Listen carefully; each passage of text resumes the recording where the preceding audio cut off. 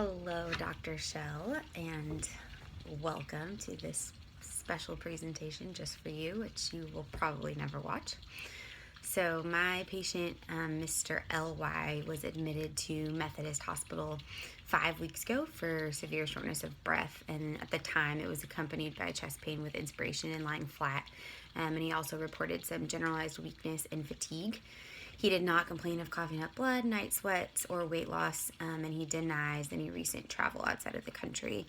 So the patient's recent medical history was significant for recurrent pleural effusion since October of last year, which was requiring frequent chest tube insertion and drainage.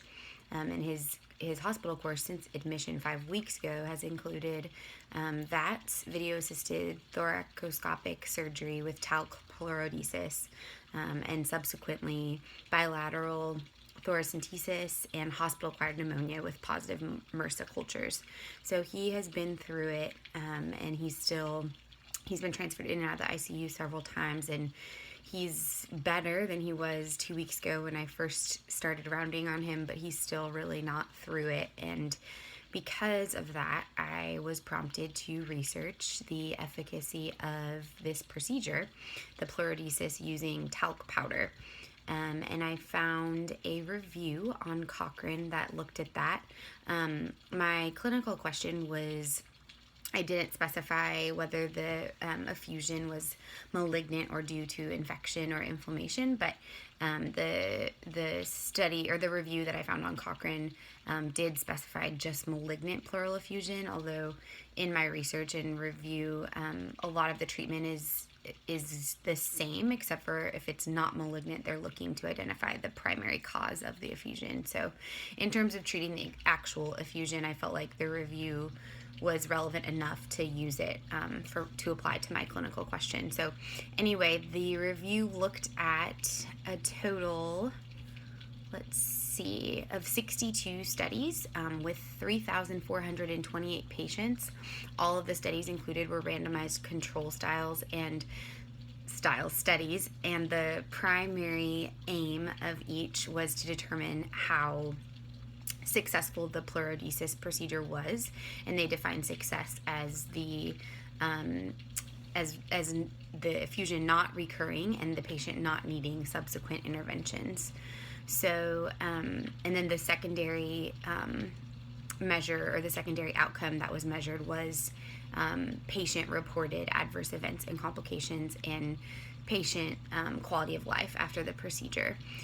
So basically, the review found that the procedure, talc pleurodesis, is effective in reducing symptoms, meaning patients are less dyspneic and less short of breath.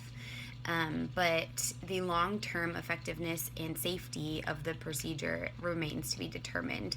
So the secondary measures that were reported inconsistently, and there wasn't a good way to measure that in a lot of studies. This review was just published in May of 2016, actually. So a lot of studies up until this point have just not figured out a way to systematically report those adverse events. So that is something that is lacking. And in terms of the implications to my case and my clinical question, I felt like it was extremely relevant because I've now seen this patient for 2 weeks in the hospital that underwent a procedure that, yes, has been found to relieve symptoms, but in terms of the rest of his life, it's really not a guarantee for what he's going to experience, and that is where the limitation and the weakness of this study fell. And let's see if there's anything else that you need to know.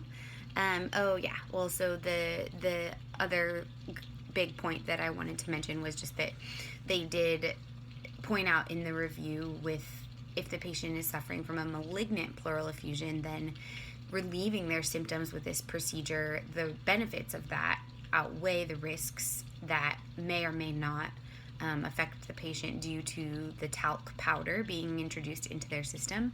But if the patient is not suffering from a malignant effusion, meaning if it's due to inflammation or infection, or in our patient's case, they don't know why, then introducing this irritant into the pleural space the risks of that could potentially outweigh the benefit. And I hope that this was explained in detail to my patient, and in the future, this is just a great example of making sure that we are in fact doing no harm.